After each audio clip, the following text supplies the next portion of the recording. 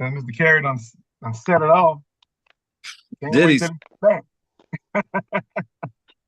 He done set it off.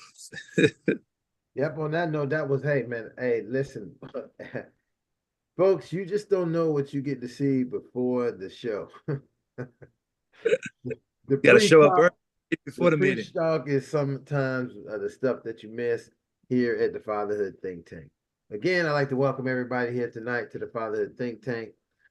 We are here, fathers, together to unify, to discuss, to discourse, to really try to come and bring our minds together about topics that affect us as men, us as fathers, our families, and our communities. So we have those things. If you haven't done so, like, share, subscribe, hit the bell at the top so you can be able to know when we're coming on and what we're doing and what topics we're having. Tonight is a very interesting topic. I'm glad he made it here because I was going to talk bad about him. Because he be suggesting these topics, you bring them to the topic and then don't show up for the topic. But tonight's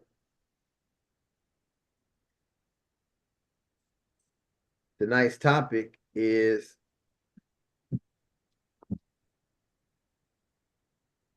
check 1, 2. Is everybody look like people frozen?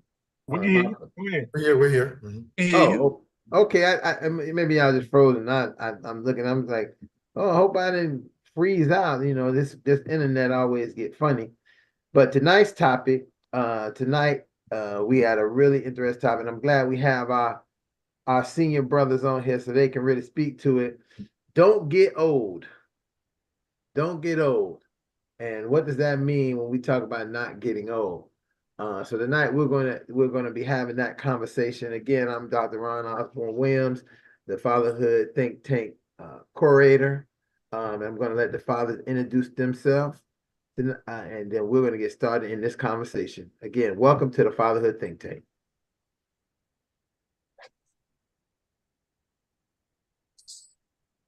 Okay, I'll start it off. Good evening, gentlemen, brothers. Good seeing everybody tonight. Larry Jordan, father of 2, grandfather of 1. Missed you from last week, but I'm back tonight, ready to go.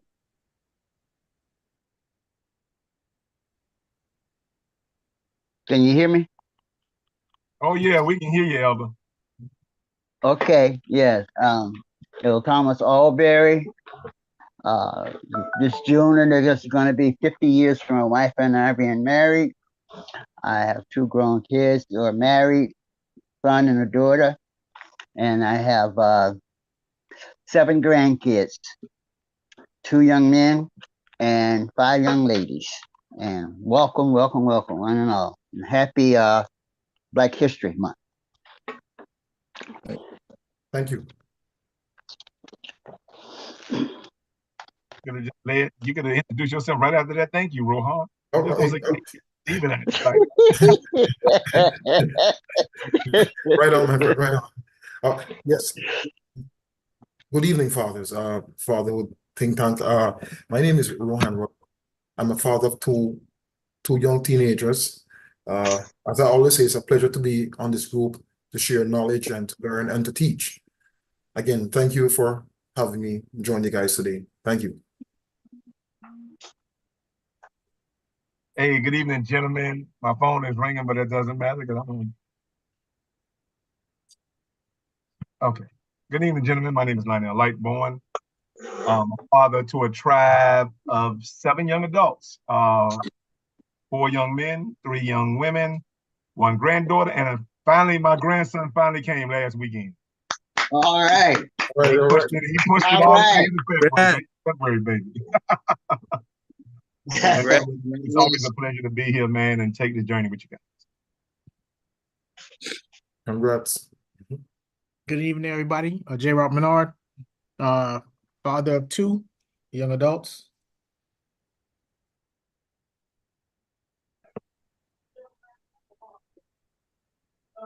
Super.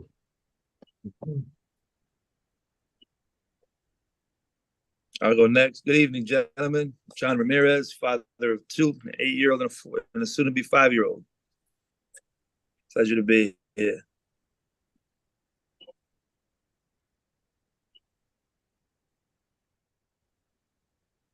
Thank you. All right, good evening, gentlemen. I'm Justin Gibbs. I'm a father of 5.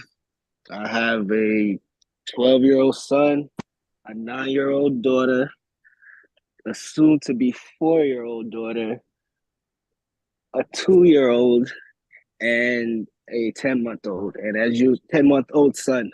And as usual, it's great to be here with you, gentlemen. Welcome.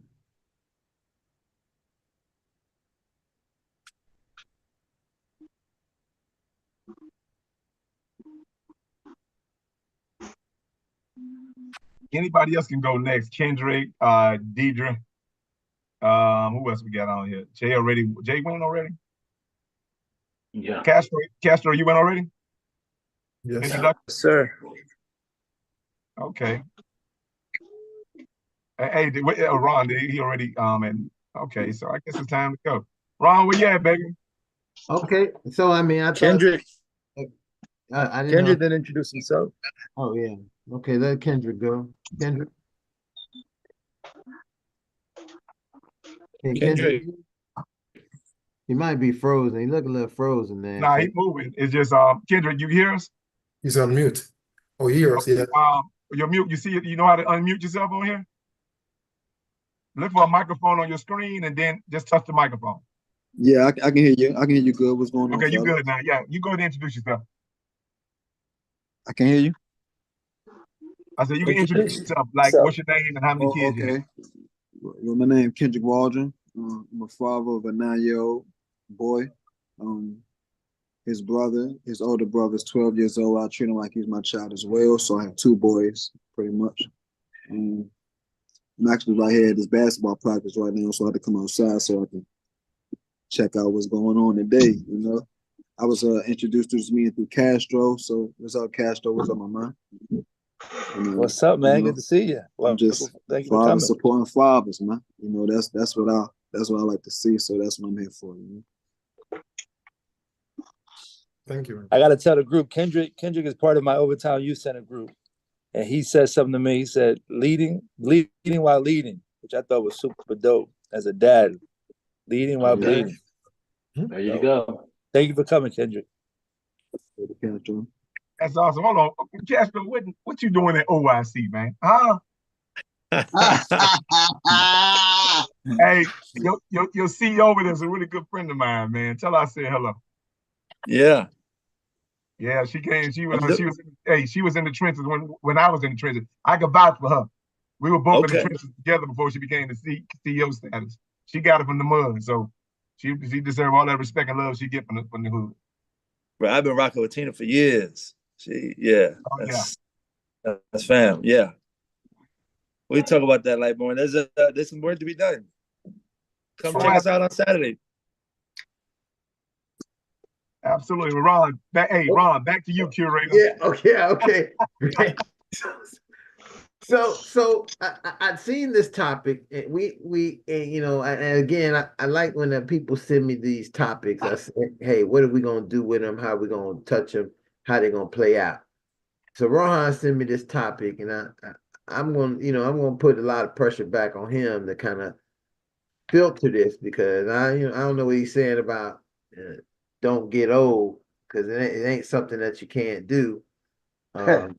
Very clearly by all of it. Well, maybe we can do what he's doing, because if you look at him and look at me, we was born the same year. So obviously he must got some magical things that he do so he don't look like me. I don't know. Maybe Larry probably got this. Larry probably feel the same way when he see Elder Thomas. So I know that, like, me and Larry stand on one side, when you compare these two guys and put them next to each other, you can be like, oh, these guys in the same age category. Oh yeah, one of them Ryan Isley, and one of them is the Isley brother. So, all right, dog. You too. So Ron, where are we going with this topic of not getting old? All right. Come on, Rohan. All right. Okay. So I'm going to bring about the reason I brought the topic up in my field of work. I work with what I call the seasoned generation. many folks, I don't like to use the word old. I think it labels people. Seasoned I think is more appropriate. That's just my opinion. However, one of the things I hear daily as I go to different facilities to work is don't get old. It's said to me by mostly men and sometimes women. And I believe, based on my interaction with some of these seasoned citizens, there's two scenarios that I'm looking at. There are those who transition into getting to be seasoned, and they take it with open arms. And maybe there are those who no one ever talked about getting seasoned. Let's just use that for a word. And all of a sudden, I'm seasoned, and I'm having pains. I can't walk. I'm having to see instead of going to the club, I'm seeing a doctor every other weekend, and our lives change. And one of the reasons I bring that up, because many of us men, many of us fathers, and some mothers, we don't talk about getting seasoned. We talk about day-to-day activities, what we see on the news, what we see around us. But as we go to the transition, I think it's a topic we should look into, because as Ron said earlier, the journey doesn't stop. I just wanted to put that out there.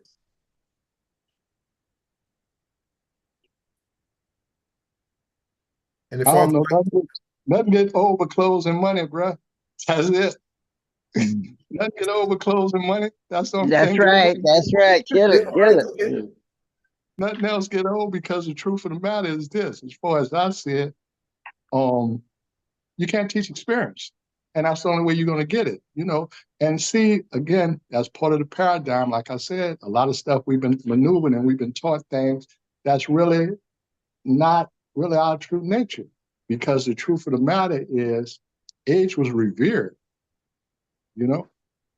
Age was revered, and today age is almost looked at like some curse or limitation. You know what I mean? That's not true. You know what I mean? The truth is, see, we live in a society with sex, violence, and drugs and all this kind of stuff here, and and all these temporary fixes, so to speak. Personally, I'm immortal, so I don't even look at time or anything. Like, first of all, let me say this about time. Time is not employed by anybody, so no one gets to tell time what to do. So to believe that to try to control something that's totally out of your control is a waste of energy. You know what I mean? So I'm not going to focus on that. What I'm going to focus on is managing my life in such a way to where it can produce the results or the experiences that are consistent with what I'm trying to get out of this life, so to speak. To project, to look at time and to think on any level that go on Google and look at how long, quote, modern humans been here. They'll tell you 200,000-300,000 years. Look at time on the dinosaurs, they'll tell you 65 million years ago, 165 million years. So when I look at scientifically at us, we babies, man. And when I look at universal time, billions of years, we like just a blink. You know what I mean? To put it in perspective. So instead of focusing on something I can't control, I focus on what I can control, and I can manage myself in such a way that time is my friend. And it's about acceptance too, because it's about mindset, because it's gonna come a certain point. But yeah, you don't move the way you do. I mean, I'm 64 years old, so I'll be 65 in July. So you don't move the way you did when you was 25. However, I didn't know what I knew today, what I know at 25. You see what I mean? So it's a balancing act. Like I told you initially, I believe in balance, harmony, truth. Because to me, those things apply. If your life is out of balance, if the situation is disharmony, if you in a situation where you're not being productive or this and that. So when you get into good and bad, that's all relative. In India, they would never kill a cow. In the United States, that's ribs, steak, everything for us. So it's all relative, you know. So to sit and believe that, again, to me, we have to stop letting people or the powers that be determine certain things for us. You look at it and you make like I said, I don't make excuses. I make adjustments. So, and I compensate for things that where I say I wasn't compensated for. It's a way to compensate to build in a way that you can make, because the truth is that when I look at us as people, I mean, I don't think we have a limit. You know, like I said, I don't look at death as the end. I don't think energy dies. I don't believe that that's the end of anything. I think our body is a limitation of who we are, you know. But I don't get into the spiritual part to that point, because if I was a spirit before I got here, and I'm a human, and I'm a spirit having a human experience, and I'm a spirit after I leave here, I don't have to work on being spiritual. I'm already there, I would think, you know. So while I'm trying to, you know, and again, that's what I'm saying, the precepts, the concepts, you know, the pretext and the context and those things that we're getting from the situations that don't really deal directly. Like I said earlier, what rules, what laws have Black people made for themselves in the United States? You know, and we have to, that's what I said, it's a compensatory thing, because to believe that we have the same opportunities, the same laws, that's foolish. The truth is, things have been done to mitigate, I mean, to deal with us in a way that may not have been fair or reasonable. However, it doesn't mean that, let me say it like this. I just keep it sweet and short. For as far as I know, my ancestors and me, we built pyramids. So I already know who we are. You know, when people were coming out of caves and doing all kinds of things, we were building pyramids. You know what I mean? So over the last 2,300 years, that's when a whole lot of this started. But before that, you know, it's a whole lot of history that we need to understand that can really empower us if we do that. Brother Malcolm told us that. He said, of all the studies that we research, history is the great rewards all research. Because when you look at history, you can understand how things happen, you know? And you would understand, don't let your history be your destiny, so to speak. Because the truth of the matter is, nobody can tell you about you. And what I'm saying, the reason I say all this, because it all plays into how we are as fathers. It all plays into, and like the topic was about time, it all plays into how we're looking at time and how we're dealing with time. And the truth is, that's the last thing we need to be dealing with. As I said earlier, none of us own it. None of us can tell it when to do or what to start. And trust you, it's going to move whether we here or not. Any one of us, God forbid, any one of us not here today or tomorrow, time keep going. You know what I mean? So again, I'm not going to put that pressure on myself and do that. I'm going to live my life, enjoy the time that I do have, because the truth is you don't know. I mean, I watched the news the other day, and the plane crashed into somebody's house and killed him. You know, go figure. We have too many random things that happen to be so. But I get it. It's a misconception, because people think a lot of times like they're going to live forever, but that's not true. You know, and the truth is that it's valuable, and you have to really take it not serious, but have a healthy respect for it. You know what I mean? And that's the way I see it. But again, I don't want to talk the whole time. But, No, I appreciate everything you just said, Mr. Williams. The way I see this title or this topic, don't get old. Let's just go with the theme, don't get old. So let's just look at it in another. I'm just going to give some synonyms of what you actually say. So don't get old is like saying, don't grow up, don't mature, don't get wise, don't get progressive, don't get proactive, don't become a giver. You understand? All those things that comes along with maturity. You understand? And most importantly, don't grow. I might have said that already, but that's essentially what you're saying. And so to say not to theoretically say don't get old is to say don't grow. And so I think we got to be very careful on how people stereotype our progress. When you understand, you see how easy it is to just manipulate some information that you know that's inevitable, but at the same time, it makes you feel bad about time respecting you, because when you get old, it just simply means that you and time have a respect for each other to get you to that destination where you are. And so with that, don't get old. Again, it's just another stereotype and stigma. You understand? Of progress, wisdom, and everything you need to be a better you. As a matter of fact, not only just to be a better you, for you to give back to the very thing that was given to you. You understand? So it's like a farmer. If you're not gonna, and I'm using one of your analogies. See that, Terry? You got me using analogies now. But anyway, it's like a farmer. If you sow seeds, you expect to get a harvest. You understand? But what does that look like when you're trying to grow food for your family? Don't get old. Would you call the field old if it keeps producing fruit over time? And as that field gets used to producing fruit, it actually produces more fruit. The more experience it gets producing fruit. You understand? And so old is just a stereotype of what it takes to have wisdom and growth and maturity that you need to actually make the society a better society. Without that old, there's no wisdom, there's no growth, and there's no progress within the confines of which you where you exist. And so I'm gonna leave it right there and give somebody else a chance, but that's just my take. Don't get old. So I'm gonna hit it a little bit different also. I like the way Lightborn and Mr. Williams said what they said.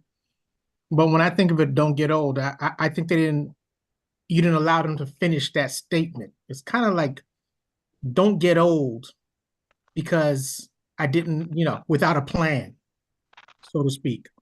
A lot of times when you talk to people in those situations is, I didn't plan to be here, but where did you plan to be? Right? And so you kind of listen to what Lightborn is saying, what Mr. Williams is saying, and you have to respect time. Time can be your friend or time can be your enemy. When you think you have too much of it, you can then be neglectful of it. But if you respect it and say it's limited, you treat it a little bit differently, right?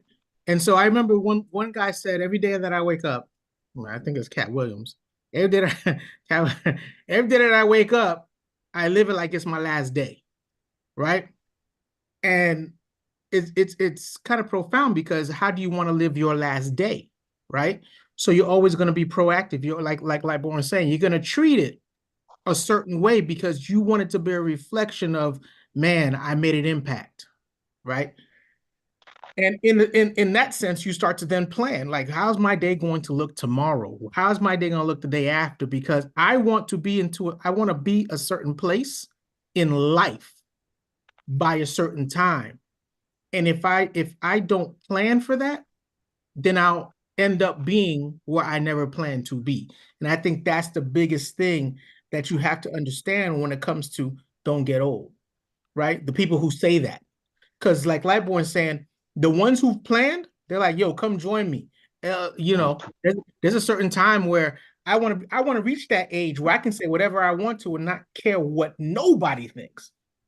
You know what I'm saying? Like that's how you plan your life to be. It's not about not getting old. It's about getting wiser, getting a little bit more planning for success and all those other things that come, so you can leave that legacy behind. So the older I get, the more I'm able to educate the kids that are following up behind me, so they can have the fortune to understand time and respect it too. Well, one of the things also is that what we have to understand, because back to the fatherhood concept, children do what they see, not what you tell them. You can't tell a child to do one thing, but you're showing them something else, And I think that's a big thing in fatherhood. You got to see me do certain things to have a healthy respect for it. And back to the old thing, anything can get old. And I'm just piggybacking on what you guys say. Anything can get old, but to develop is a different thing. Anything can get old, but to develop, now that's a whole nother ball game. And when you're talking about planning, I understand plans, but what I know about plans is this. You better have a system. Your body works by systems. That's how you have. You have a circulatory system or whatever. You have systems in your body. I look at a place like a Burger King or a McDonald's. Perfect example. There's children in there running a multi-billion-dollar business. Why? Because they got a system. That's why. And they plug them in and out. Kids go there, this and that. One of us probably worked. I never worked there, but one of you guys probably worked there as a kid or something. Who knows? But they have systems. And that's what we have to understand about getting things done. So when I look at even, because remember, I'm 60 something. I was raised I grew up in the 60s. At that time, you had a lot of families connected. You had men and women in the house. My real dad wasn't there, but my stepdad was. And so that was, we had that. So these are the kind of things and that was a system. That was a family system. Because as I was saying earlier, if we don't have those kind of things in place, then everything kind of falls apart. And when we're talking about old, like I said, we revered elders in my day. In my day, you didn't curse around old people. You didn't you didn't, there's a whole lot of things you just didn't do for people who were older. They had a certain respect for them. Today, and all behavior is learned. So didn't fall out the sky. Something happened where the ball was dropped and allowed this to be the way it is. Now, I look at things like, I don't know, I think our music today has been weaponized against us, I grew up when music was different. So I think when you start talking about old, you got guys 50 years old. I mean, we got 40-year-old teenagers today. You know what I mean? So so we got our work cut out for us, really, because for as many steps as we have taken forward, we've taken some tremendous steps backwards.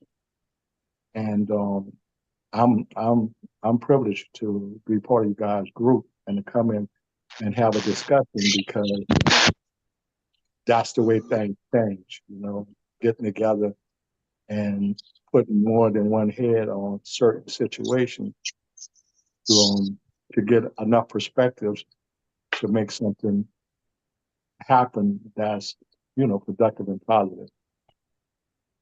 All right. Yeah, I think that when it comes to talking about getting old, it's actually relative. When I was 12, I thought 30 was old. Mm-hmm.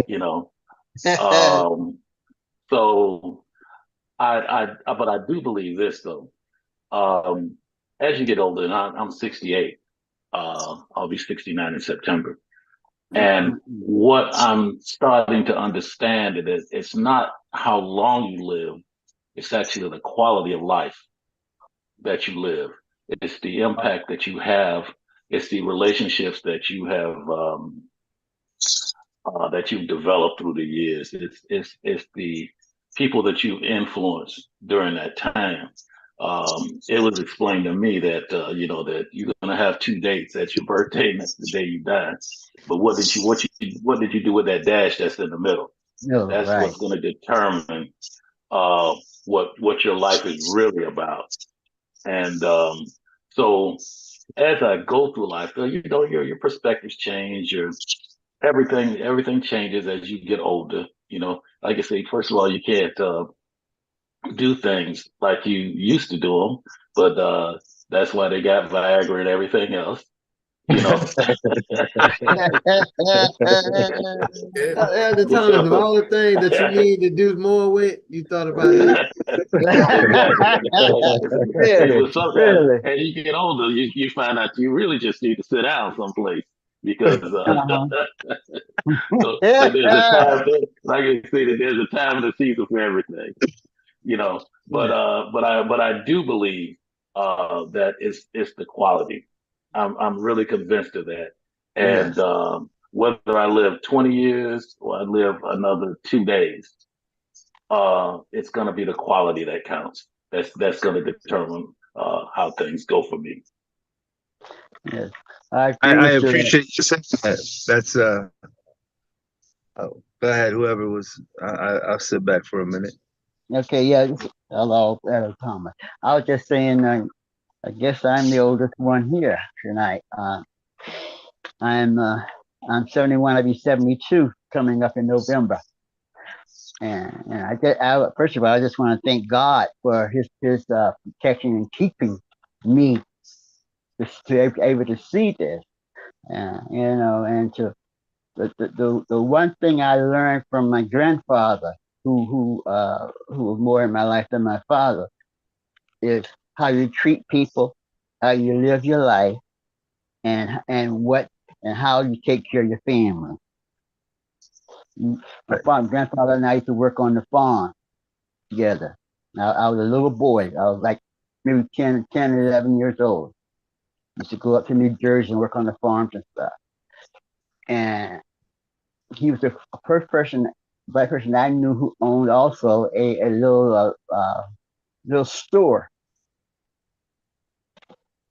And it was just his way he treated people and the way he treated the family that made a difference in my life and how I want me to be treated and how I learn how to treat other people.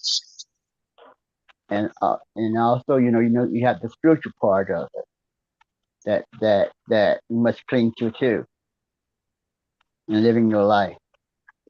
Thank you.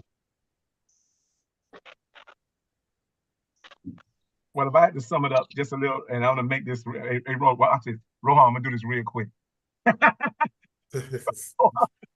Real quick, Rohan. If I had to sum it up, I say being young gives you the right to be wrong, but being old gives you the right to live long. And so when you get those two things, you got to be able to make the perspectives out of this. And guess what? Simple, become your own scientist, because I believe everybody was born to be some type of scientist. And simply a simple word for scientist is just simple study. Matter of fact, you can't define the word science without study. And so everybody who have study is a scientist. And so you can't allow people to define what your I want to say your destiny narrative is, because contrary to popular belief, you would know your destiny like you know your narrative, and your destiny will define your narrative. And so that just simply means that however you live, people are gonna go ahead and narrate your life after you leave here. And so I think that's where both, because young and old really don't coexist separate. You understand? One needs the other to exist anyway. And so whether you're young or not, if you're young, you're on your way to being old. And the refreshing thing about being old is you can refresh yourself and being young and remembering when a certain thing that you could do, you may not be able to do no more, but how you can actually teach somebody to do it better. You understand? And so having that experience, and back to Mr. Williams' point, is they say, and I think they say this a lot. It's very cliche, but it's true. They say if you don't know your history, you're doomed to repeat it. All right. But then again, when I think about it, I'm like, well, the only way you can repeat it is if you don't teach it. And so I think you can put a comment after that, because not really a period. You don't know your history, you're doomed to repeat it. Well, guess what? You may not be doomed to repeat it. It may be your children that repeat it because you didn't teach it. You understand? And so I think we got to make better science out of our theories, because we say it, and most of the time the theories are mostly incomplete because the ancestors left it here for us to complete and build on. But sometimes we just put a period behind it because our ancestors said that we leave it right where it was, as opposed to expanding it and giving it to the next generation. So that's just my thought on that. But somebody else can jump in. So I just wanna just bring us back to the topic a little bit and just really just be it. I'm so grateful tonight that we're having this conversation, and we have our very seasoned brothers to really give us the insight on what that means. Middle-aged men like myself, Ron, Lightborn, Gene, we middle-aged guys. We in the halfway point. And these guys, when they can even start, and I think Carrie said this really clear, is they can start talking about their own childhood and the time frame they grew up. And and that resonates with me so much when I'm trying to teach and talk to fathers today about this is not how it's always been. This is not how, this is not what you see now is not what is us. We were something else. We had a different dynamics. Um, you had some people who had, I think Carrie, like Carrie said, some people who had a father and a stepfather. So sometimes they had multiple dads in their grandfather and their they have multiple dads involved in their life, not this idea of the distinct extinct dad who don't exist. People are growing up without even acknowledging that their dads exist. They're even there. But also at the same time, we weren't a part of a system that kind of dictated how that played out too. We was separated from the system. So we was able to align ourselves with our kids, work out the things you need to work out. Family was a big part of working things out. Oh, yes. Family were the village made decisions on what would happen and what was right and what was wrong. The village wouldn't tell you, oh, keep that kid. That's the man kid. It wouldn't say keep the kid away from him. So it's so great that I'm glad that we have these voices on tonight for this conversation, because this is really taking our conversation to the level that it really needs to be, because we're talking about not getting old. And I think it's so important to see that we have fathers here who are not getting old. They're still here, and it's time for the transgenerational knowledge and narratives to be passed down to young brothers like Kendrick, like Jay. These brothers are and starting in the beginning of their families and starting families and having families or having their kids.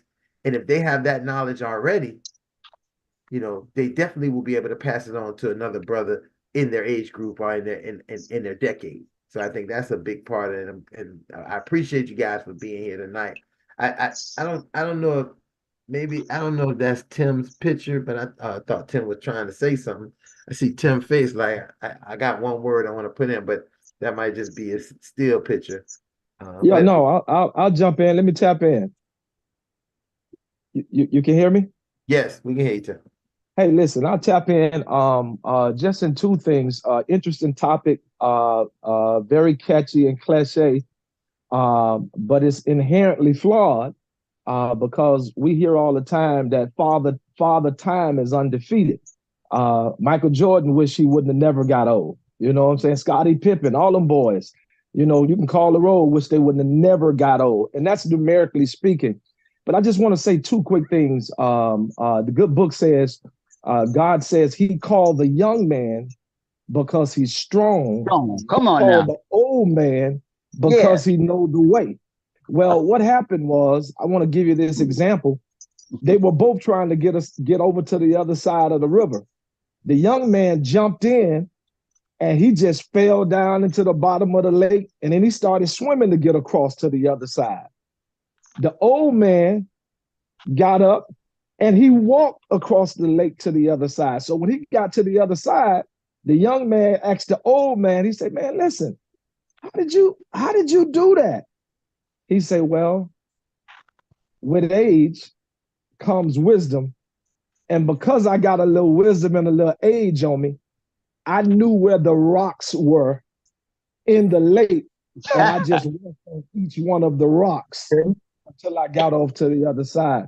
So listen, to all of my older brothers that's on the call, listen, I pray God I'm able to get your age. I pray God I'm able to get there, because what I've discovered, like the Apostle Paul says in 1 Corinthians 13:11, he said, when I was a child, I spoke as a child, I understood as a child, I thought as a child. But when I became a man, I put away those childish things.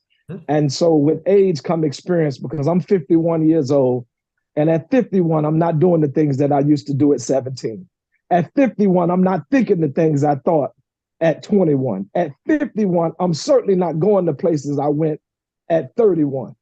And so I just think that age is good. You know, you learn a few things that I won't accept now. I probably accept it, 20, 15 years younger. And it just gives a lot of wisdom, man. And just to hear these different perspectives tonight is great. But I want to say something before I get out of here real quick. And I would love if Ron at the end we can do it as a community organizer. I just want to know, what do we think about? This isn't a big election year. It's an election year, whether we want to accept it or not. And I just want to know how Black men feel about voting. Are we on it? Do we think we should do it? Is it a part of us? Are we trying to get somebody else registered? Because we got a big election on us. And I'm a proponent. I don't care if you're Democrat. I don't care if you're Republican or if you're nonpartisan. I just want you to vote. I don't care who you vote for, because you vote every day on TikTok, Instagram, YouTube, when you're liking and disliking something that somebody's advocating. So, Ron, at the end, man, I would just love to know. It's about 13, 14 of us on here. How guys feel about voting. But great topic, man. I'm glad to be in the house. And let me in the room next time. So Tim, I like what you said. Tim, yeah. I can answer that question for you now. That's right. Oh, go ahead. Go ahead, Lightborn. You just gave the perfect example of this damn topic. How men feel about voting is old. Because it's been a disservice to us for a long ass time. You understand? Yeah. This is why men, and particularly Black men, and Black men should be and lead lead the narrative in this. The fact that, again, it has seemed like it disenfranchised us more. And I'm saying that to say this: there's no way in the world our ancestors should own more property than we do, if we're going to truly call this progress. So if that's the very definition of old. Now, I don't mind applying old to that. You understand? That's an old ass process. It's an old ass hope that we are trying, and that we hanging our coats on. You understand? And that enable us and pacifying us not to do for ourselves. And so if anything that's old. And until we challenge that, it will never become new again for us, or we won't never understand what's really new and belong to us, because we've been so pacified by the vote and that old oppressive strategy, because it was a great strategy for the 1950s. You're about 73 years removed from 1950s. And you still talk about the same strategy, because guess what? You've been so we've been so pacified, we haven't even come up with a strategy for ourselves. And so that put us on civic or civil welfare. You understand? And that is the greatest public assistance. You understand? Voters registration, all that's the greatest public assistance in the Black community. So, classmate, and get everything from us, and get everything from us, and guess what? And so we can expect nothing from you. And we're saying, oh, let's vote, but you can't give me a definitive and equitable reason why. Okay, so classmate, tell us how you really feel, so I can vote you in on. I can take you 1 of 13, 1 of 14. So one, I know you're not voting. I want to hear from the other. That's one perspective out of 13 that's on the line. I like it. I love it. I just want to hear it as a community organizer. I just want to know. So let me real quick. I just want to say, after leave to my wife just called me, so I have to go to her right now, and I will be voting, and I will be taking others to vote. Okay, that's 2, 1 and 1. All Anybody right, else? Let me say this. Go ahead. I'm sorry, Mr. Williams. Go ahead. Good. Let me say this. I get it. I get the frustration and all that, because the truth of the matter is, Black people vote Democrat all the time, this and that. What you really got for your votes when you look at it, for the fact that they can pretty much count on your vote, basically. And so what if you, like I told you earlier about compensation, what are we getting for that? But I will say this: when you don't vote, you're not voting against the person who's running, and you're not voting for the person who you prefer. I mean, I get that we get these elections and it's really no choice. You got DeSantis, Charlie Crist, that's not a choice. You know what I mean? So, so I get that part of it. And that's why I say we have to. But let me read something to you right quick. and is if you might have an understanding of it. So part of my role, check it out. Tricknology is a science you do not know. It controls the world ebb and flow. Tricknology, a science designed to deceive and frighten mankind. Tricknology, does it exist? If it does, how do we resist? Tricknology, complexity is the scheme, devised and maintained by simplistic means. Tricknologists, what are the goals? That's simple, money, power, and control. Tricknology, it's the invisible crook. You never see it coming even when you look. Tricknology, no smoke, mirrors, or magic, but the aftermath that is tragic. Tricknology, it may appear to be foolishness, however, the proof lies in its effectiveness. Tricknology, the business plan of the grandiose, pull the wool over your eyes to perpetual hope. Tricknology, what is the key? To have make-believe a reality. And that's how I see it. But at the end of the day, I'm voting, but again, we need another way to deal with it. And the problem is, forget voting is not the answer. We got to deal economically. We're supposed to get together and say, guess what, Walmart, you ain't doing shit for us? Guess what? You get nothing from us. And that's what changed. That's the kind of world we live in.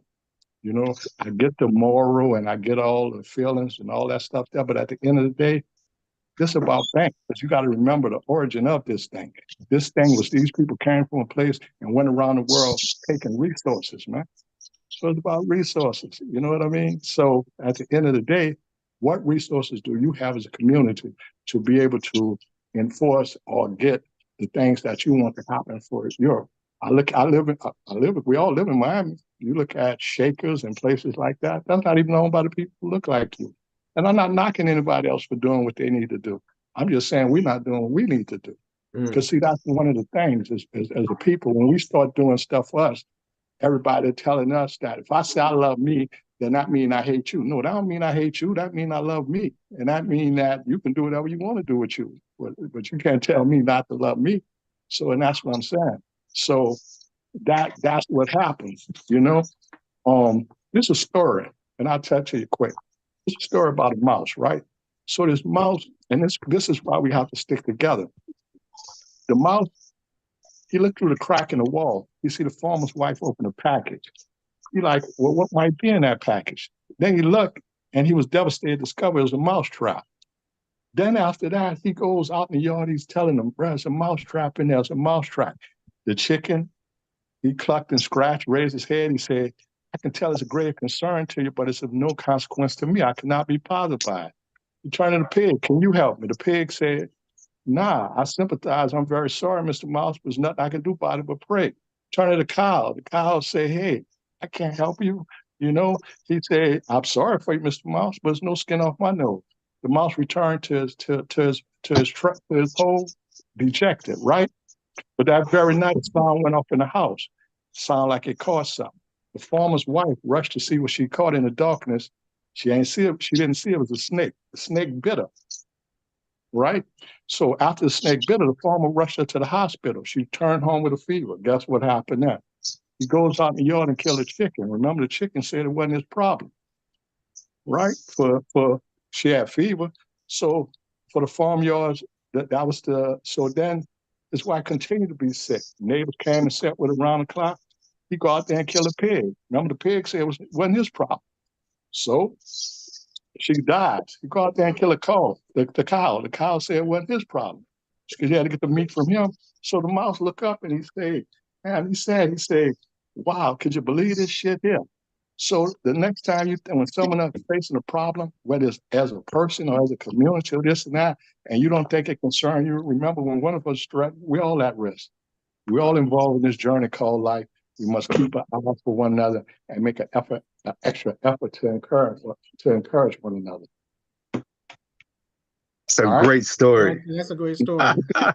It's a great story. I like that.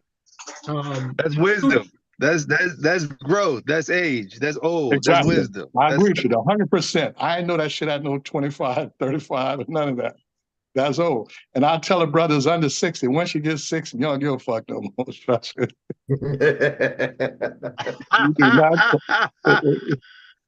There's two people gonna So- tell you the truth: children and old people. Trust me. I agree with Right. that. That's true. So to kind of bring it, I gotta jump off soon. To kind of bring it back, I will vote and I help people vote and I take people to the polls. It's my duty. Going back to the age conversation of the old, I look at it and I'm blessed to be in the room with a lot of gray hair because there's wisdom to that. There's acquired and I think somebody Carrie said it earlier. There is homage to the elder, right? And I think society now, in a lot of ways, has let that go. And I will blame my generation. You know, I'm not middle age. I'm 42. I'm gonna live older than that, so I'm not considering myself middle age. But I feel like somewhere between us 35 to 50, we somehow lost respect for our elders, right? Because we didn't have a lot of elders growing up. I don't have a grandfathers. Both of my grandfathers died early in the game, and because of the lack of growing up with a grandfather, you don't have respect for grandfathers just because you don't know. Just like we talked about earlier, it's modeled behavior. However, I always understood that there was wisdom in age. I also understood just because you're old doesn't mean you're wise. You could just be an old fool, right? So you can sit back and you listen to how people move and talk. You can understand that they've maneuvered in life. And I think for me, just when you say old or grow goes into growth. You know, we're a constant evolution of ourselves. We all grew in this conversation over the last hour, right? Just our cells, our bodies, our mental capacity. We're constantly growing. So if we're not embracing the growth in the best version of ourselves, then you're technically dying, right? So I want to jump on with that. However, because the essence of growing, it's like you're avoiding something that's supposed to happen, right? The Stoics always talk about morbidity, right? Our death. Don't go to bed without accomplishing all your tasks because you can die, right? Somebody earlier said, I'm grateful that I woke up today. Death can happen to all of us, right? Some of you men have been blessed to be around many years. I pray to be in those ranks one day and be able to have the wisdom that I have another 30, 40 years on life. And that's growth. So to me is growth is your duty to be able to go back to the younger generation and even within your own generation, just because our peers, you might be older than your peers, you still have wisdom to impart. So I share that because we can separate ourselves. When you can separate yourself and identify with something else, that's how you know you've grown. Oh, I ain't doing that no more because I've learned and I've understood that that's no longer serves me. So growth is perspective. Growth is relevant to everybody's life journey. And we all spirits having a human experience trying to understand it and grow it for our own purpose. So love and respect. I appreciate you, man.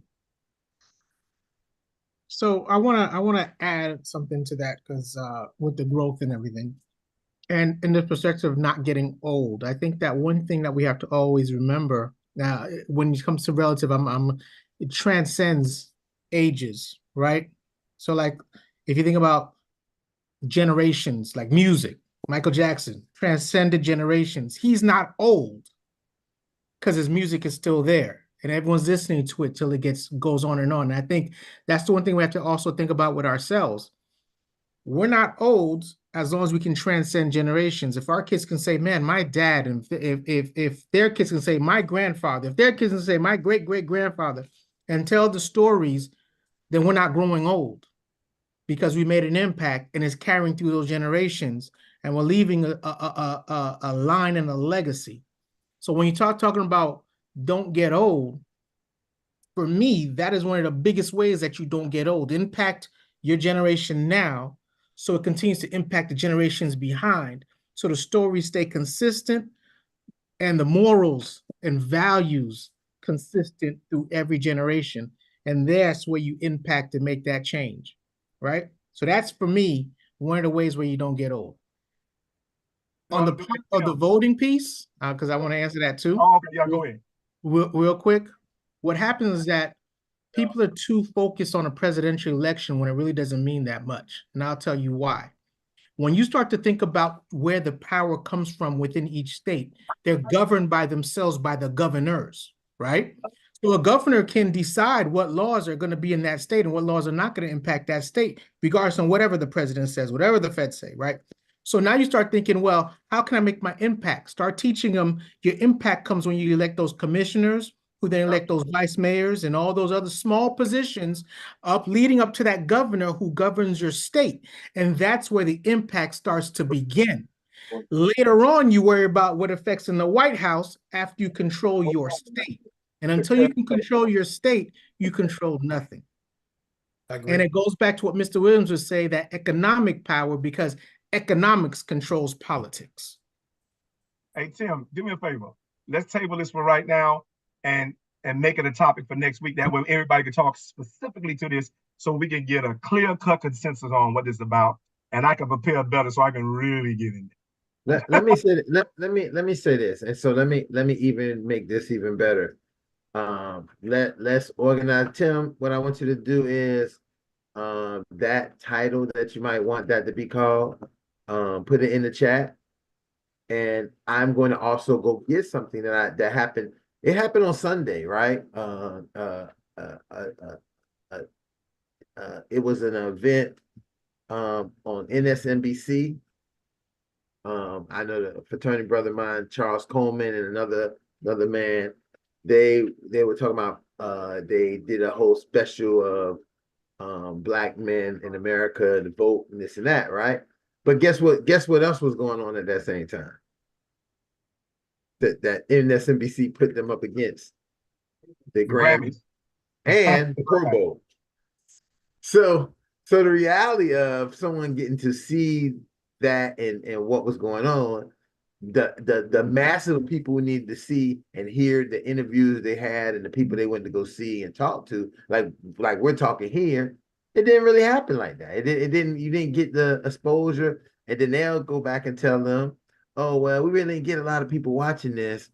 We must don't have no interest." Well, all the people who could have watched it would have watched it. You got all the entertainment events, both of them, the sports on one end, the singing and dancing on the other end. Anything for the politic you part our culture for about men, about Black men, well, that's gonna fall by the wayside. Nobody even watched it. Nobody even turned MSNBC on. But they really wanted to do it. They put it on all their stations, NBC, MSNBC, all their substations, and then tell me about what happened and didn't happen. So because it's bread and circus, my brother. Say what now? It's bread and circus. Right. It's bread and circus. If I feed you and entertain you, you're not worried about how you govern and what's really going on. So that's what it is, bread and circus. Come on now, they had sports. We had COVID. People dying this, that, and they put sports on TV and all that. They still maintain that. That's bread and circus. That's because if I feed you and I entertain you, and you think about the arguments people having about that. Oh, LeBron James did so, and I love sports. I watch sports. I play sports. All that, but got to keep it in perspective. Entertainment is bread and circus, and that's just like you said. Look what they did. They put a program on. It's like my mom used to say: a collar, give you a glass of milk, then kick it over. It looked like they did something for you, but on the back end, not really. So that's the game. Yeah, on the end, we putting this program on, but just like you pointed out, you put it on at the worst possible time to really get for the people to really get the benefit out of it, and that you've been bread and circusing the people already, so they're more inclined to deal with that opposed to dealing with something that's probably could help them in a way that they didn't understand. And all that goes back to maturity and to this and that. Personally, I move with intent and purpose. But again, that's maturity. I didn't always. That's something I've learned to do, so. Mr. Williams, I'm going to tell you why I just, and Ron, as for your frat brother as well, I'm going to tell you why I respectfully disagree. Because Negroes are terrible negotiators. Terrible what? Negotiators. Mm-hmm. And so when you're talking about the power of negotiating, and this is why I'm talking about when Tim said what he said, it triggered me, and it always will trigger me. until we become better negotiators. You understand? Of course, you're gonna get step and fetch outcomes. And so I'm not, and I'm not surprised at all about the outcome. Like, first of all, there was no plot. We always negotiate poorly. You understand? If you had that deal on the table, then guess what? They don't supposed to think when your thing's supposed to air. You're supposed to be in control of that. And the fact that we deify the enemy, you understand? Because just like we deify God, I'm like, you know, the devil's a deity too. Just so to say that the devil have more control over you than God have over you. I'm like, which one are you worshiping? If I ain't gonna worship what's best, I'll be damn up to worship what's worse. And so don't tell me nobody got control of you. You had the opportunity to negotiate that. You should have did that. You understand? And like you do everything in your personal life. And so you didn't think that out. You just wanted to get on TV and say, oh, we're going to be on TV, and never thought about the science and the strategy you take to actually reach the masses like you're supposed to do. That's my problem with the vote. Well, sometimes, Lionel, sometimes, because you're getting ready to no. Let me tell you. Sometimes the cake is not always sliced the way we think we can slice the cake. And here's my thought on what you just said. I'd rather have 1% of something than 100% of nothing. And as it pertains to, we're only 14%, or 13.5% of the total makeup of the United States of America. There's 200, watch this, here's the numbers. There's about 275 million white people in the United States of America, and there's only 40 million of us. So anytime we come to the table, we're not getting carte blanche. We're not going to Jay Alexander. We're not going to Ruth Chris. We got to get in where we fit in. So I support those brothers because I'm quite sure that's what they did. They knew the Grammys would be on. They knew that the Pro Bowl would be on. So MSNBC knew their ratings was going to be low anyway. So they said, to give us some type of cred, like we really trying to do something for the black man, let's give him that slot, which we know is going to be an unproductive slot anyway. But here's my thing. Because they gave us a slot, and people like me, and maybe another 100 million, a million people like me, I was in and out, but I put my DVR on. And I went back, and I'm going to watch it again and watch it again. And guess what I've been doing? I've been sharing it with other brothers who didn't see it. And I've been copying it so I can get it to other brothers who've been seeing it. So I would rather, classmate, have a 1% of something than 100% of nothing. I'm not throwing the baby out with the bath water. Secondly, hey, Ron, I take your 50, I raise you 150, I put it in the chat. Does my vote count? But here's what I want to say. If we're going to do it next Tuesday, I want to bring the peeps. I want to blow this thing up. I want to bring about another 40 guys to join us in this meeting. I want to blow it up from the flow up. I want it to be big. So I take your 50 and I raise you 150. And I want to bring 25 more that look like me to the party next Tuesday. Well, we have the capacity. I'll make sure we're ready for this. I'll make sure it's gonna be worth your 50. Here's my thing. Let me comment real fast. I want to comment on something because a lot of people have the mentality, and it's not a bad one. Not when they say, 1% of something is better than 100% of nothing. And in some instances, I agree with that. But 1% of what someone doesn't want to give you, I'd rather leave that alone and get 100% of what I can foster with people who are like-minded like me, right? Because what happens is a lot of times, and this is I feel this is the flaw within the Black culture, is we try to fit through doors that they keep making smaller and smaller when we can make our own doors and let a whole lot more people in. And until we start to change the way we view what we're doing and stop trying to squeeze through smaller doors, right? And start to just make the doors ourselves, we're always going to try to strive for that 1%. And it's not, for me personally, it's not worth it. I rather build with my people and make it better, because what happens now is they take that 1%, they flip it, and act as if that 1% never existed in the first place. So you're back to going back for another 1%. And it's almost as if you start to, like they say, it's almost as if you start begging for scraps when we are the ones who are making the product. You see what I'm saying? Because although those numbers are, like you said, we are the most impactful. They can't survive without that 40 mil, even if there's 125 of them.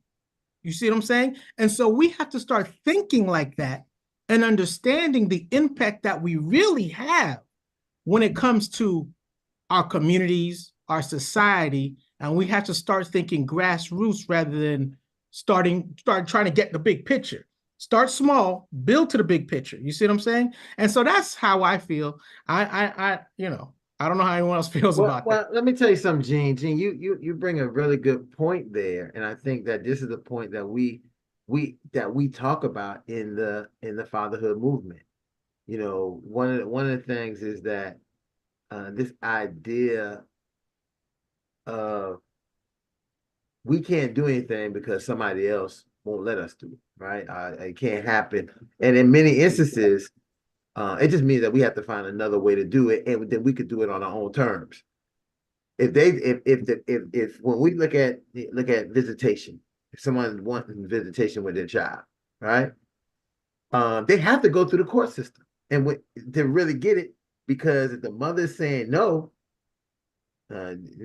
she wants to control whatever, and how she wants to control it. But then that's only because she knows that there's a system that will support that to happen.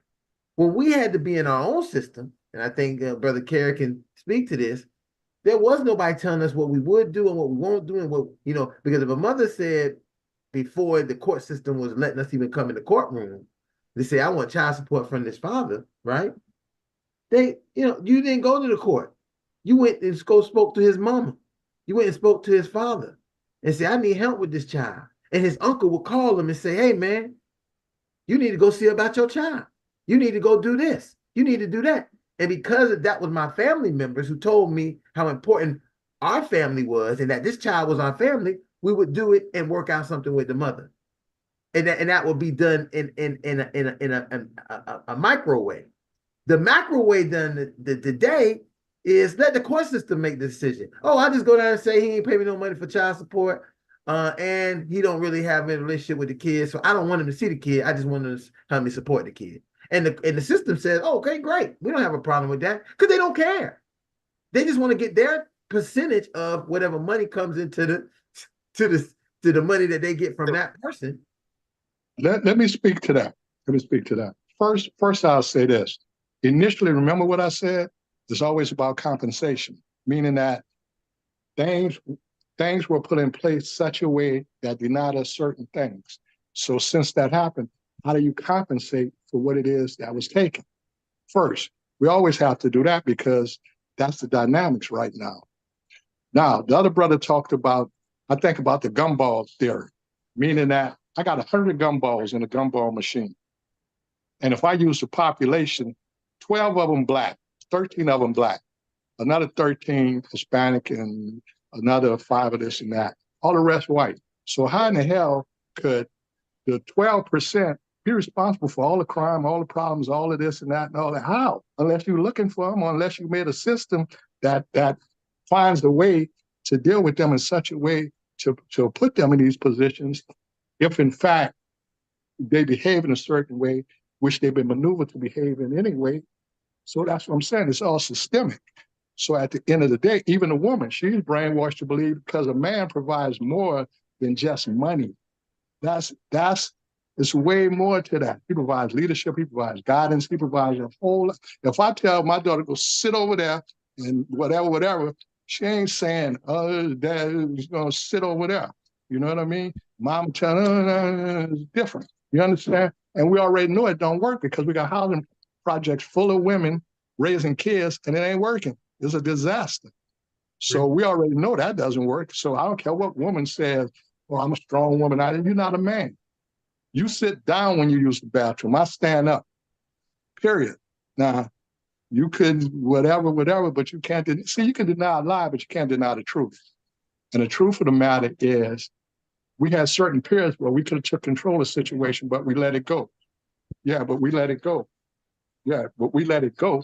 And what we did was we allowed other people to become what we should have become in terms of setting standards and conditions and raising ourselves in ways that we could be where we needed to be today. But that's water under the bridge because I live in the now.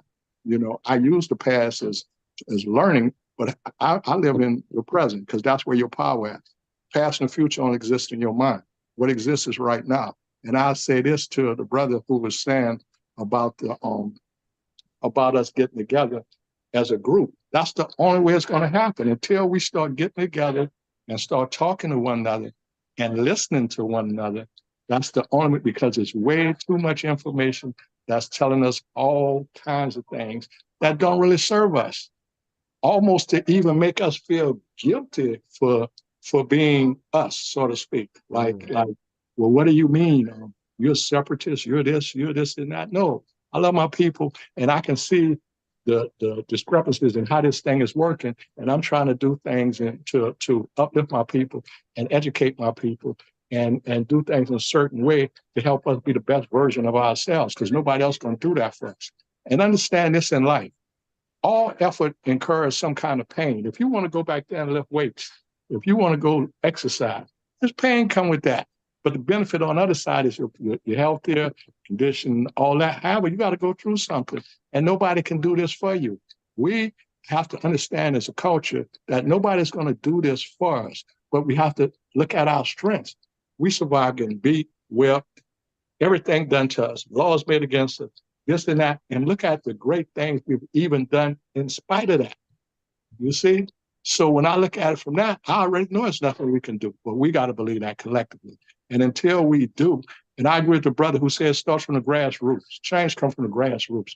To think that the people who are already in place, this and that, going to do that. Remember, we basically guided by kings and queens.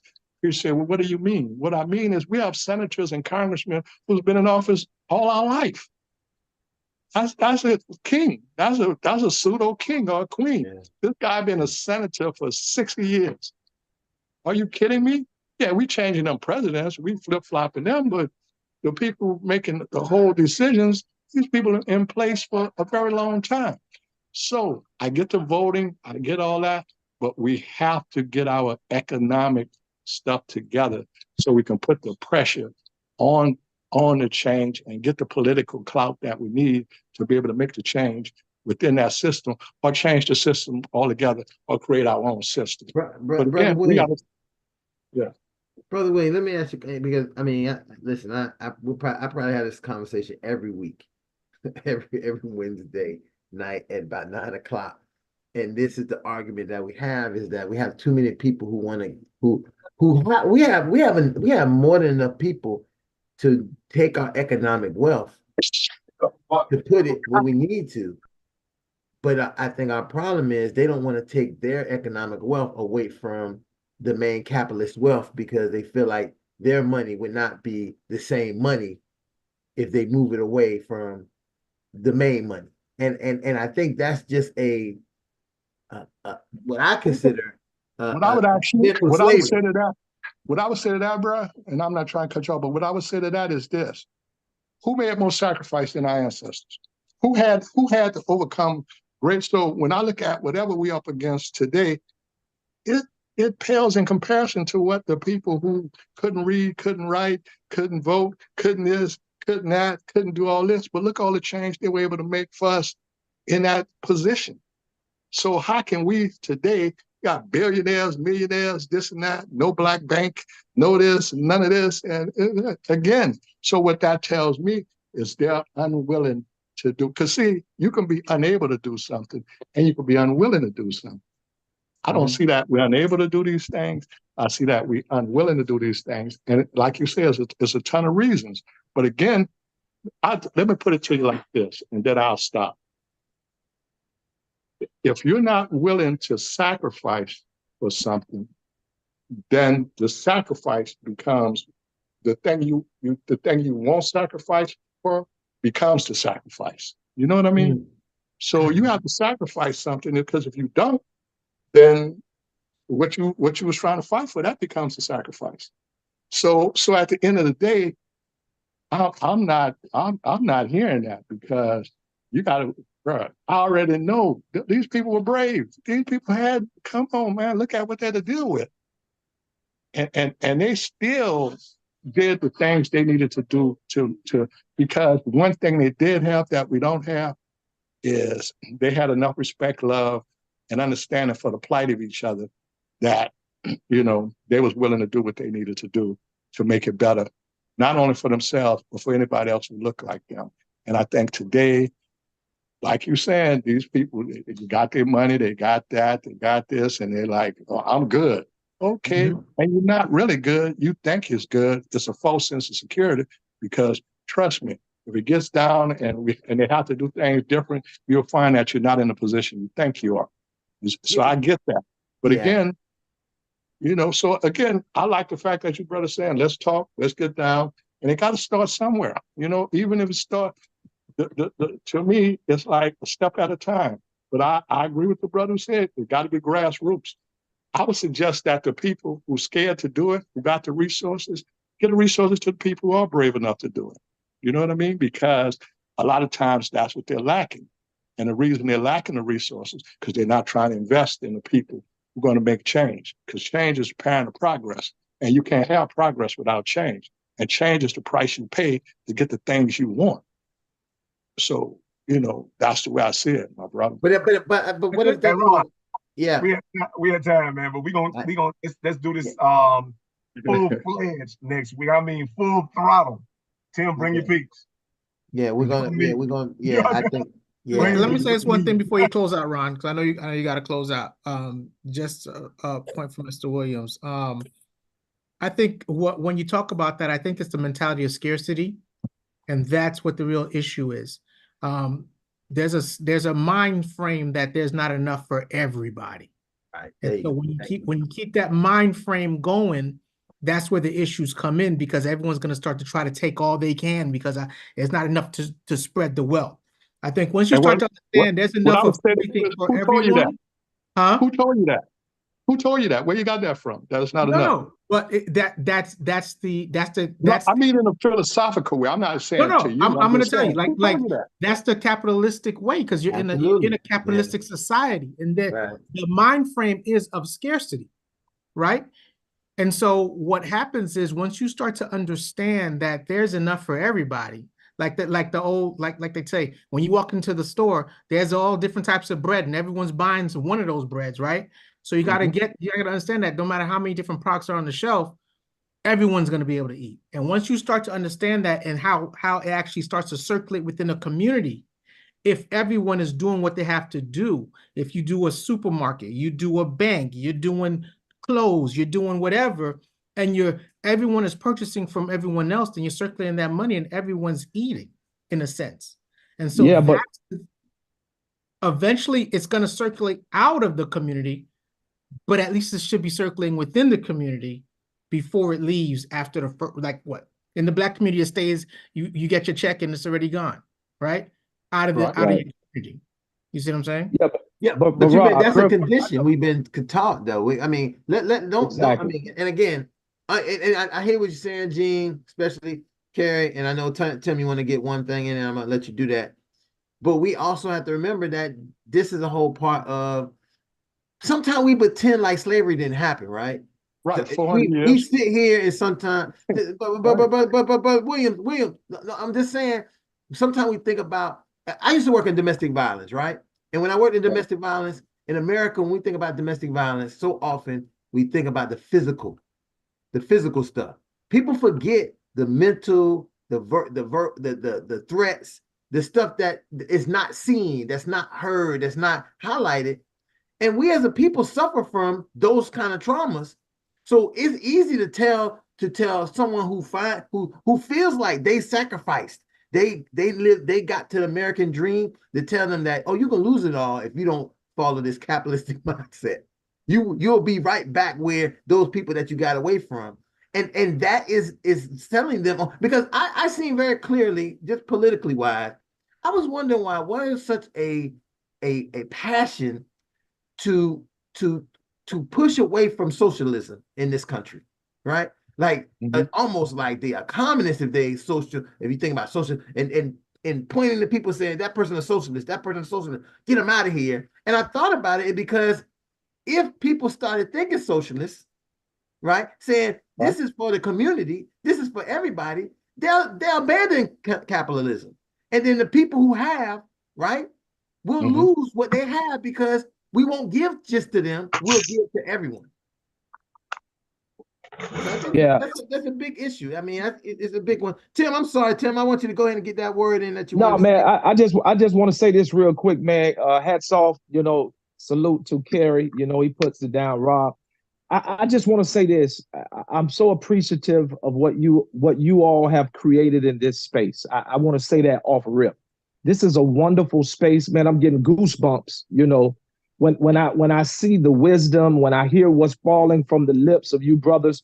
But until we as Black men begin to love, respect, and like each other, we're going to continue to be apart. Because what we got to understand, there's some brothers on this call, Dr. Hines, Lawrence, you, Rob, Ron, mate, Kerry, there's brothers on this line. Some of us waves. Some of us are like air fryers. Some of us are like the frying pan. Some of us are like the crock pot.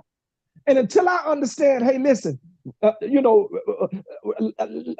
may be the microwave. He can hit it and quit it and bring it out piping hot. I got to respect that he's a microwave. I may be an air fryer. Gonna give me 5 to 7 minutes, I got you. It take me 5 to 7 minutes or 5 to 7 weeks, I got you. I may be the air fryer. Respect me as the air fryer. Some brothers may be the frying pan. Hey man, it takes, he got to simmer with that thing a little bit. You got to put a little oil in the pot. You got to do a little stuff before he can get you just right. Hey, Dr. Hines may be a crock pot. Listen, you can put it in there all night, go to sleep. You know what I'm saying? He's still chewing on it. Once we start as Black men respecting the individuality and the gifts that we have and appreciate them and not hating on them, we're going to be right back here. Another generation, watch this, same menu, but a different waiter. You're going to have a different Kerry Williams. You're going to have a different Griff. You're going to have a different library. And they're going to be talking about the same things because we can't get together to understand and respect that Lionel may be the crock pot. Well, with that being said, listen, normally Lionel be the one that, Lionel, you done brought your classmate here. He might be going to take your preacher position at the church. So, that's why I invited him. I invited him to be, what they call it, his authentic self. So one of the great points, and I'm going to say 2 points, and then we're going to close out. I'm back. I want to say that one thing is that if you really feel that way, please like, share, subscribe this page so we can get more people to see it and be a part. The key point of this is, and we do really listen, every father on here, we can have as many discussions and whatever we have, but we love each other because we together every week almost. So it ain't, we know each other's family, we know all this stuff, but we want to make this a model for people to start to branch more and more. You got to start somewhere. And we only here for one. Here's a lot of people come to a lot of things for a whole bunch of reasons, right? Everybody who's here, no matter how we cook, whatever we cook, we're only cooking one thing, and that's fatherhood. Right? That's a good wrap, Ron. That's right. That's a good wrap. Go on now. Go on. Before you jump off, that's all right. With that being said, Ron, before you jump off, yes, I have 30 seconds. Go ahead, brother.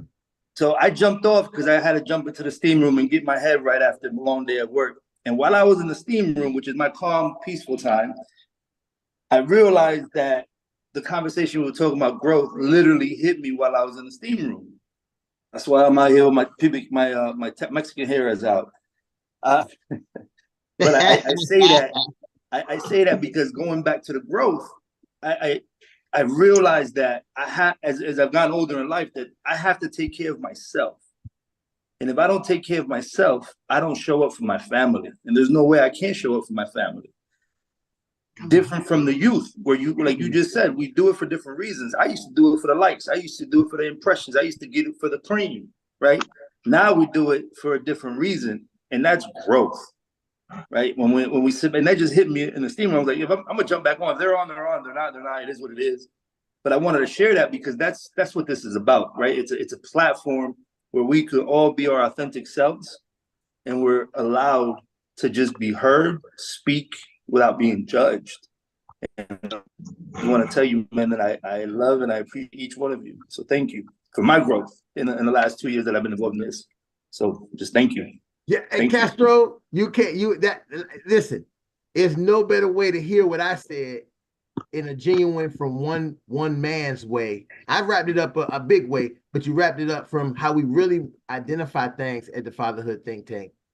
Genuine experience of a father, that we hear how he feels about things. And that's the most important part, that many organizations we belong in, many groups, many things, we don't get. You don't get the opportunity to do what Castro just was able to do. Come back on and say, hey, based on what we was talking about, this is what happened. You don't get that, because they'd be like, oh, we got to wrap up. Hey man, time. Can we take the donations? Can we do this, do that? But this is not what that's for. This setting is for exactly what Castro was able to do, because that's why we created it. And that's why we maintain it. Because if we're not going to do that, I might as well stop. I might as well just do something else on Tuesday and Wednesdays. Well, with that being said, we will be here on Wednesday tomorrow. So if you really want to, we're going to take this conversation to the next level. It won't be on live. It's private, just us. So we really can use language. We can use feelings that, we can keep within that safe space with us as men who are fathers in that setting. We'll have that tomorrow. That's part, we always do the live version, and then we do and the reason why we're doing, let me just say, the reason why we do the live version, because we're trying to get more fathers connected to what we're doing. Yes. Now, I'm going to tell you that we have been successful, because there are other groups who have took this model and doing it. I think that even the Texas guys, they do a group just like this. They don't do it as often as we do, but me and Lionel went on there. We was on there like the Harlem Heat. They on the Harlem Heat, dropping the knowledge back and forth with them. And that's the kind of thing that we're hoping that by getting likes, shares, subscribers to come and share this with people so then they can start seeing this, because as much as they see it, soon we can get into the algorithm that it could be on mainstream YouTube, as I say, and then it will be things that people will really can be a part of. And that is the whole purpose of it, for us to send our message. As almost like, look, how many people on here? 12 people right now. So we almost like the disciples right now. The 12. Watch yourself now. We're trying to get fatherhood. We're trying to get fatherhood to the world as the 12 disciples right now of this. And that's what I'm saying. With that being said, let me go ahead and do our chant so we can get out of here, because we're almost at 9 o'clock. Fathers, repeat after me. And this is an important part of why we do this and why we have this after part. Because we always do a chant to cover us when we leave these meetings. And until you meet again, you'll have this in your mind about the kind of father you are. Repeat after me. I am a man of honor. I am a man of honor. I am a man of courage. I am a man of courage. I am a man of respect. I am a man of respect. Come on, fathers, I say that I am. Say that you are. You are. Say that we are. We are. Championship. Yeah. Are you trying to get your little title? And people see us doing that flex. People say, what them you doing macho man flexes? No, what we doing is we holding our children on our arms and our families on our back, as we should do.